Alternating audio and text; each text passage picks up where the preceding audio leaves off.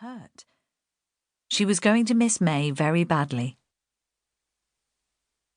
When she entered the big kitchen, which catered for the employees of Freeman's store, she was berated by Mr. Carton, the head cook, for being late for work. Since, like many of the staff, she slept in a dormitory on the premises, she had no reason not to be prompt.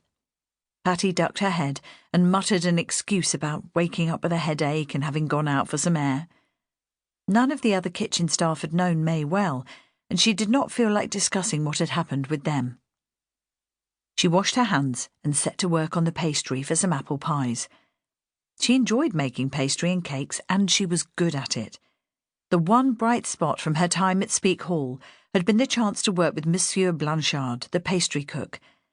He had taken pity on her, and in the rare intervals when she was not being hounded, from scrubbing dishes to fetching water to building up the fire in the great open range, he had taught her how to make crisp pastry for tarts and light-as-air sponges.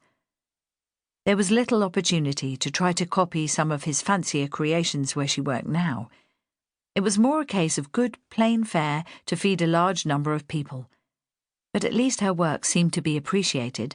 None of her pies or tarts were ever left over at the end of a meal. Usually, Patty was never happier than when she was up to her elbows in flour, but today she found it hard to keep her mind on her work. The question kept nagging at her. Why had May gone away in such a rush? And why hadn't she even said goodbye? There was only one person who might be able to answer her questions. May must have explained her decision to Mr. Freeman when she gave in her notice, and he must have approved. Otherwise, why would he have given her the freedom to choose whatever she wanted from the stock? He had a reputation as a philanthropist who cared for the needs of all those who worked for him, and she knew he had a particularly soft spot for May, who had been badly treated by his wife and his housekeeper when she'd worked for him, until he'd found out and put a stop to it. Nevertheless, Patty's memory of her first encounter with him was not a happy one. She had lost her job at Speke, dismissed for helping herself to some game pie left over from the dining table of the gentry. As the most junior member of staff, she had been expected to serve all the others when they sat down to eat at the long table in the kitchen, and was not allowed to eat herself until they had finished. Often there had been very little left for her. Perpetually hungry, she had watched dish after dish being sent up to the dining room, so that the ladies and gentlemen had plenty to choose from, and much of it was sent back untouched. Some of it was then stored away to be served up at the next meal for the staff, but a good deal was scraped straight into the bucket of scraps that went to feed the pigs. One evening, finding herself for a brief moment unsupervised, she had slipped into the larder and cut herself a slice of the game pie. Some of it had been eaten already, so she thought that a small piece would not be missed. But when she came out of the larder, still chewing, she came face to face with one of the footmen, a man who had always treated her as if she was something the cat dragged in.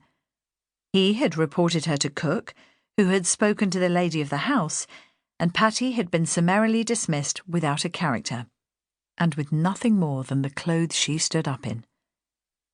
Starving and friendless, she had seen no alternative but to resort to prostitution, but even that scarcely gave her enough to keep body and soul together. Skinny and poorly dressed, she had little attraction for any but the most desperate men. The professional ladies, who occupied the most favourable positions, drove her away whenever she showed her face, and she was left roaming the back streets on the fringes of the city. She had been standing on a corner, shivering and faint with hunger, when May had passed on her way from the store to Nan Driscoll's house, where she'd lodged at the time. For 3 days, May had hidden her in her own room until Nan had found out. An hour later, she'd found herself in Mr. Freeman's office. It was due to him that she had been sent to a home where she could learn a trade and later been given a job in the kitchens at Freeman's store. She knew she had a great deal to thank him for. But still the memory of that first interview made her go hot and cold with shame, and the thought of walking into his office to ask for an explanation of May's sudden departure was intimidating. "Patty, Mr. Freeman wants you in his office." It was one of the messenger boys.